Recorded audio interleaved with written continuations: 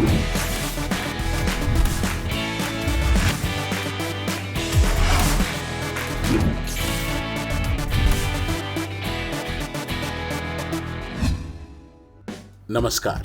खेलों में खास में आपका स्वागत है। मैं हूं Sanjay Banerjee. Our sports content is pure as 24 karat gold. Please like and subscribe it. Your support will help us in doing better. Thank you. Suresh Raina के अचानक आईपीएल से भारत लौटने के मामले में अब नया मोड़ आने लगा है। रैना ने कल क्रिक बज़ के साथ एक इंटरव्यू में कहा कि कुछ ऐसा पारिवारिक मसला था जिसे टाला नहीं जा सकता था, इसलिए मैंने भारत लौटने का फैसला किया और वे फिर आईपीएल खेलने के लिए लौट भी सकते हैं। इस बीच सीएसके कैंप से मिल रहे संकेत भी बताते हैं कि रैना की जल्द वापसी संभव हो सकती है। सीएसके के रुख में भी रैना को लेकर नरमी दिखाई दे रही है और एन श्रीनिवासन के शुरुआती बयान के बाद कोई तल्ख स्टेटमेंट भी नहीं आया है। सीएसके के अनुभवी प्लेयर जॉश हेजलवुड का खेलना अभी तय नहीं हुआ है और हरभजन सिंह का भी दुबई पहुंचना लगातार टलता जा रहा है। ऐसे में टीम को रैना की जरूरत हो सकती है।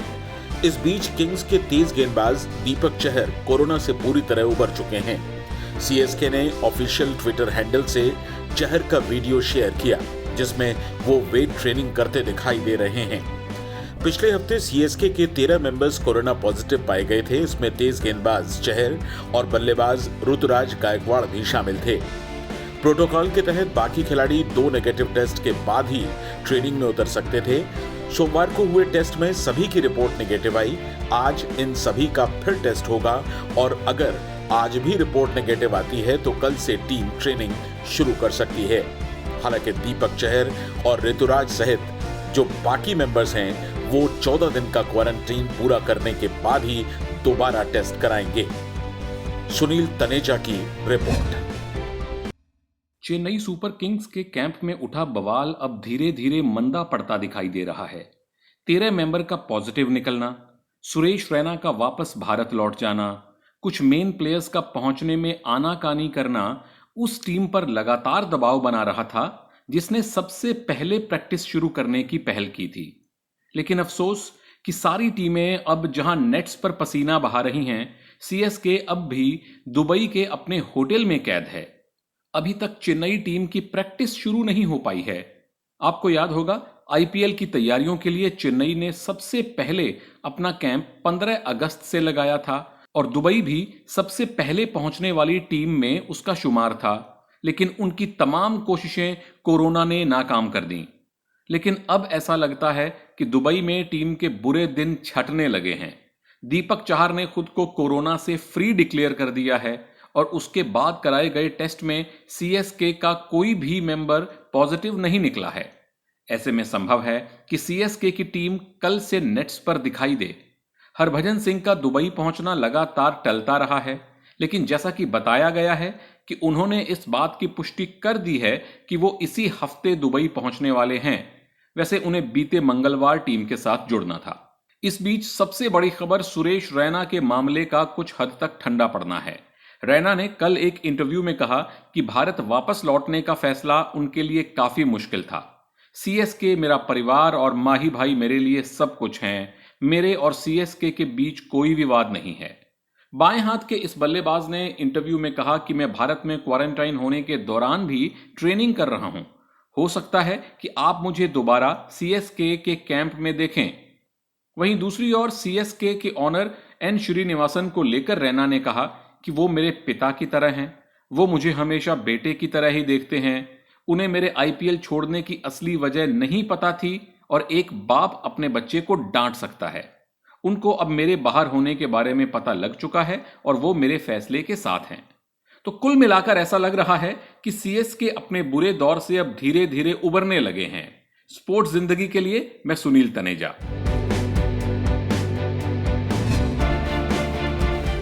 इस बीच सीएसके के ओनर एन श्रीनिवासन ने कल कहा कि सुरेश रैना की वापसी से जुड़ा हुआ कोई फैसला कप्तान महेंद्र सिंह धोनी के नेतृत्व में टीम प्रबंधन लेगा। जैसा कि आप जानते हैं कि श्रीनिवासन रैना के अचानक चले जाने के फैसले से पहले नाराज थे, लेकिन अब उन्होंने कहा है कि सीएसके की कामयाबी का राज यही है कि हम अनावश्यक तौर पर टीम मामलों में दखल नहीं देते। उन्होंने कहा कि उनकी कंपनी इंडिया सीमेंट 1960 से क्रिकेट से जुड़ी है और हम कभी भी टीम के क्रिकेट मामलों में हस्तक्षेप नहीं करते। श्रीनिवासन ने कहा कि हमारे पास दुनिया के सबसे बेहतर कप्तान हैं, तो इसलिए हमें ऐसा करने की जरूरत भी नहीं है। आईपीएल से बड़े सितारों की नाम वापसी का सिलसिला जारी है। मुंबई इंडियंस के तेज गेंदबाज लसित मलिंगा भी इस बार आईपीएल में शामिल नहीं होंगे। मुंबई इंडियंस ने कल एक बयान जारी कर कहा है कि मलिंगा ने निजी कारणों से लीग से हटने का फैसला किया और उनकी जगह ऑस्ट्रेलिया के जेम्स पैटिंसन को शामिल किया गया है। पैटिंसन इसी सप्ताह के अंत में दुबई पहुंच जाएंगे। जैसा कि आप जानते हैं कि लसित मलिंगा 2008 से टीम के साथ जुड़े हुए हैं और मुंबई इंडियंस के लिए अब तक आईपीएल में सबसे ज्यादा 122 मैच में 170 विकेट ले चुके हैं। ऐसा माना जा रहा था कि मलिंगा का टीम के साथ ये आखिरी सीजन होगा। इससे पहले 2018 में वे टीम के साथ एक बॉलिंग मेंटोर के तौर पर जुड़े थे।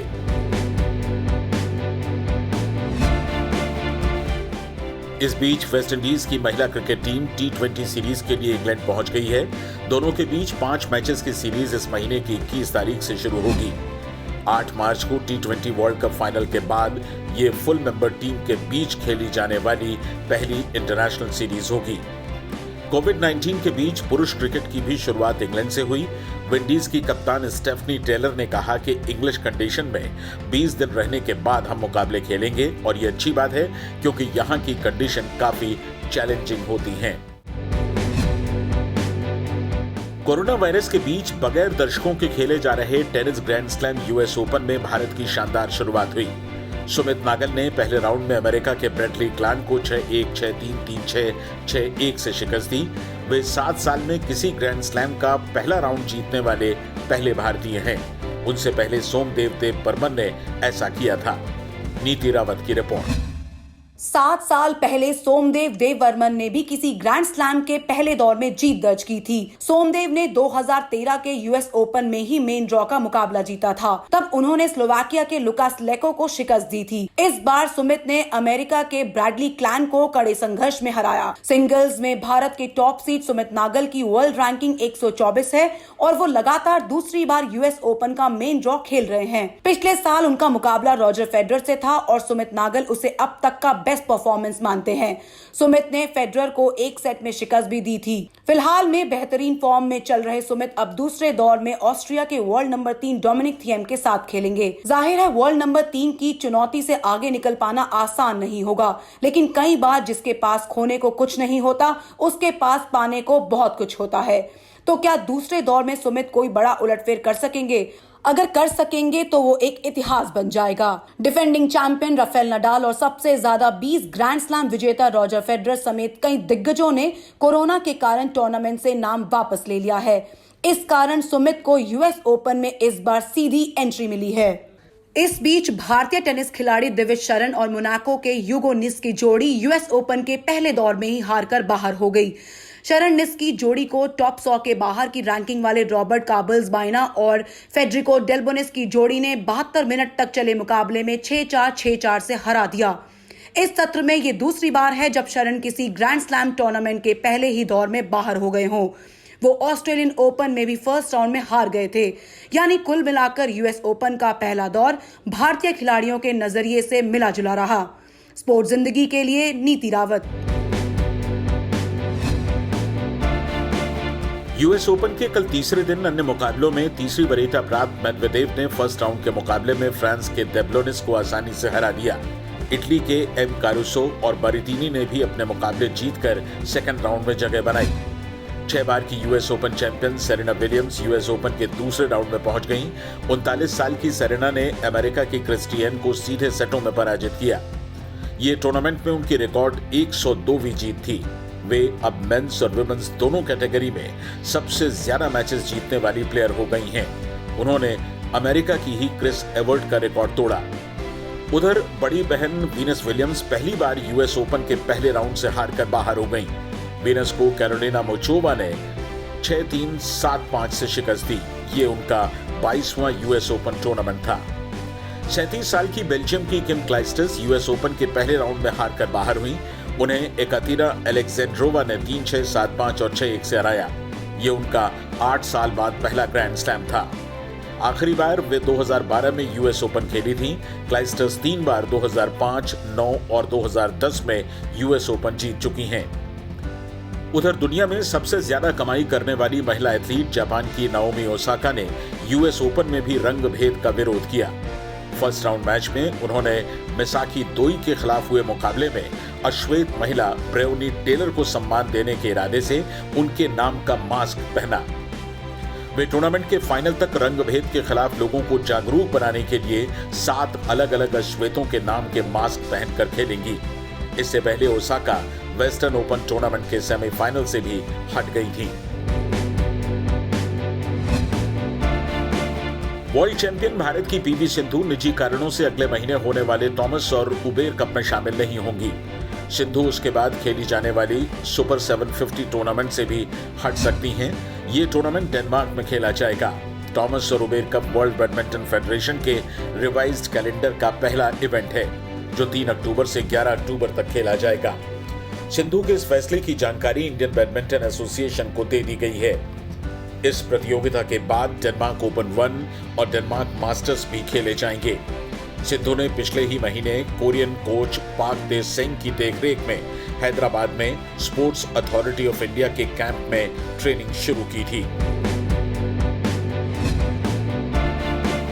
और अब फुटबॉल। बार्सिलोना के कप्तान लियोनेल मेसी का मैनचेस्टर सिटी के लिए खेलना तकरीबन तय है। समझा जाता है कि मेसी 5 साल के कॉन्ट्रैक्ट पर सिटी ज्वाइन करेंगे। ये कॉन्ट्रैक्ट 70 करोड़ यूरो का होगा। और ब्यौरा अभिषेक झा से।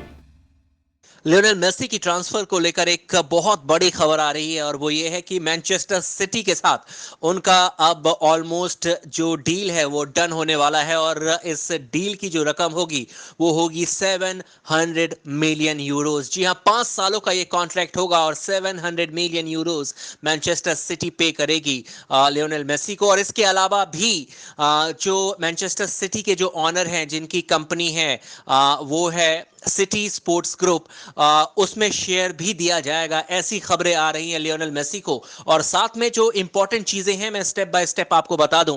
सबसे पहले तो 700 मिलियन यूरोस और साथ में शेयर कंपनी का दिया जाएगा लियोनेल मेसी को।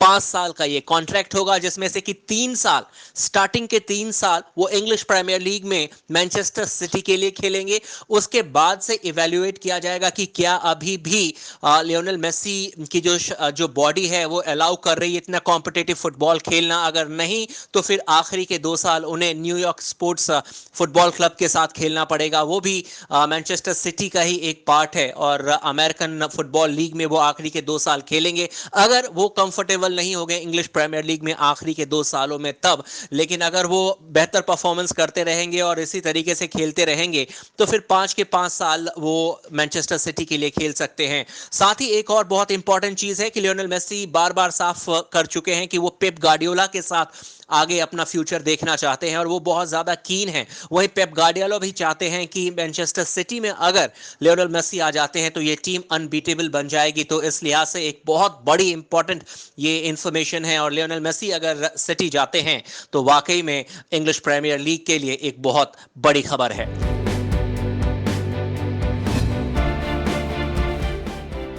और अब एक अच्छी खबर। भारत की टॉप महिला wrestler Vinesh Phogat corona virus से उबर गई हैं और 2 बार उनकी टेस्ट रिपोर्ट नेगेटिव आ चुकी है। हालांकि एहतियात के तौर पर विनेश अभी आइसोलेशन में रहेंगी।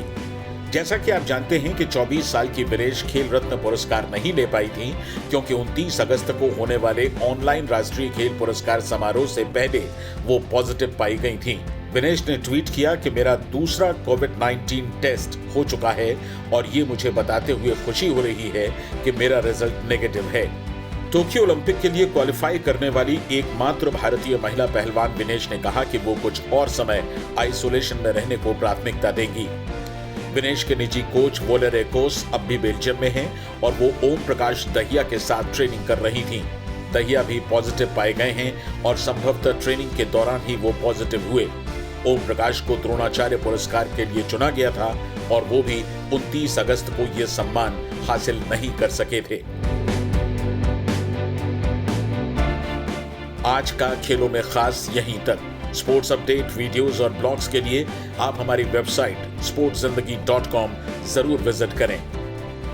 हमारी ईमेल आईडी है connect@sportszindagi.com। अपना ख्याल रखें और जुड़े रहें स्पोर्ट्स जिंदगी के साथ। नमस्कार।